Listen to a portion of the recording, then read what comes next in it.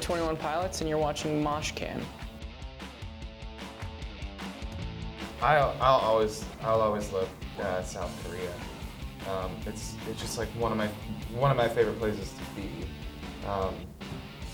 and I like performing there also. I've spent some time over there even before Tyler and I started playing music together, and it's just a cool place.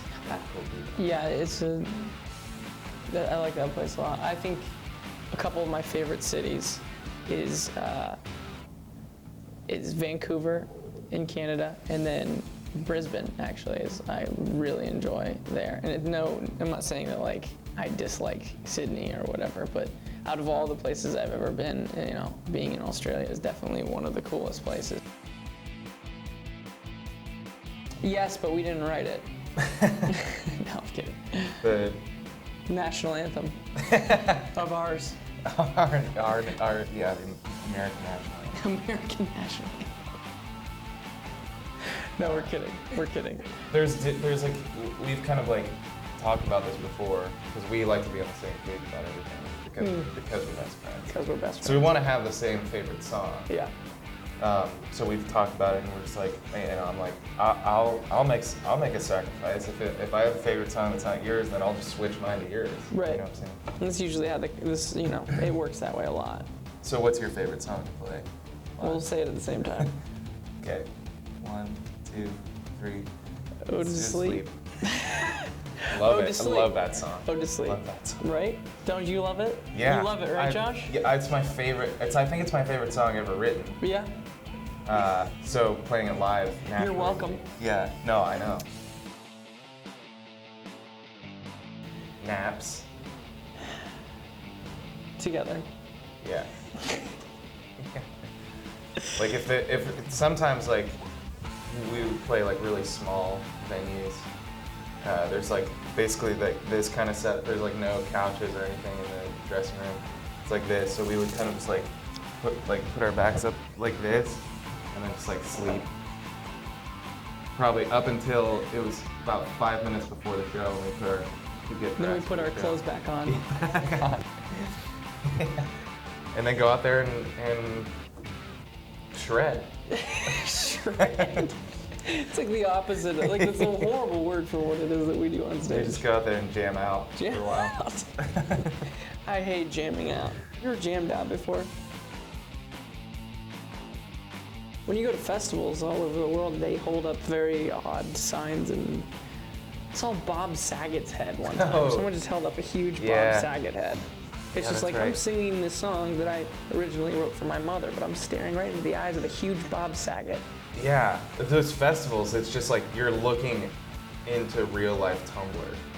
Like I'm looking up and seeing like big, giant like sticks with a big poster on it that's just a cutout of pizza. It's like, that's great. And cats, like pizza and cats. It's like the internet. I'm looking at the internet right now in real life. Yeah, and then you'll see like a giant like full suit gingerbread man get crowd surfed to the front, and like you're playing music, but everyone's watching the gingerbread man get surfed, and you're just like, yeah, this is good. This is what I visualized when I wrote this song. Just being the soundtrack to people watching this guy. Yeah. There's a lot of there's a lot of fan fiction that's like super weird. That like I'm fine with it. Yeah, it's more like fan nonfiction. Stuff about like Tyler and I like buying matching Lamborghinis and driving really fast and working out together. Weird stuff like that, you know. Yeah, that's like it's like the G version. Yeah. We kick each other out of the band probably like every other week, and so that's actually true. It's not a rumor at all. And then we form back. Well, he's the lead singer, like so I can't kick him out, but I get kicked out a lot, and then sometimes I just quit. But then it's really cool because it's like, this next show is like a reunion tour, you know. It's good for promotion because like when that does happen, when like bands like break up, it's like big news, And then when they get back together, it's even bigger news. Yeah, so and like they sell out if we feel arenas and stuff. if we feel like there's a show coming up where we haven't sold enough tickets, we'll just be like, let's break up, and then we'll get back together, and maybe more people will come out and see us play for the last time because we're breaking up after that too. So, if I'm being honest with you, my favorite music video I ever made, I was like 14, and I made my little brother and his friends, like I choreographed a dance for them to do, and then like I was the singer and they were the dancers, and it was actually to the song Lucky by Britney Spears. It's a fantastic video. Actually, I'll try to ask my father to put it on the internet for that to kind of take off and take our career to the next level. But no, seriously, one of my favorite videos we've ever done is with a close friend, Mark Eshelman. It's at Real Bear Media. Is like his Twitter.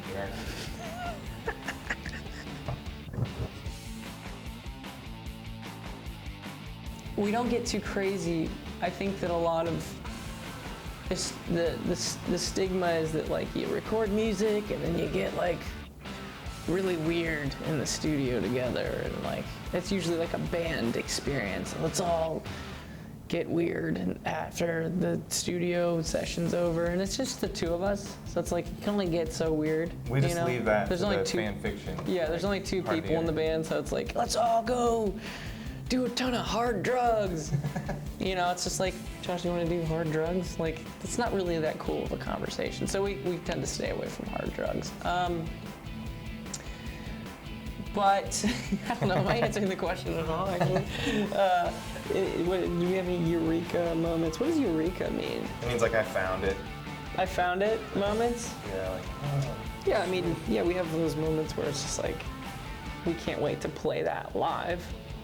The studio is a completely different experience from, you don't really love recording. You kind of have like this, you wrestle with the song the entire time. You fight it. You hate the song until it does what it is that you wanted it to do, and then you crunch it up and you make it awesome, and then you play it live, and that's when you love it. And then you're like, eureka.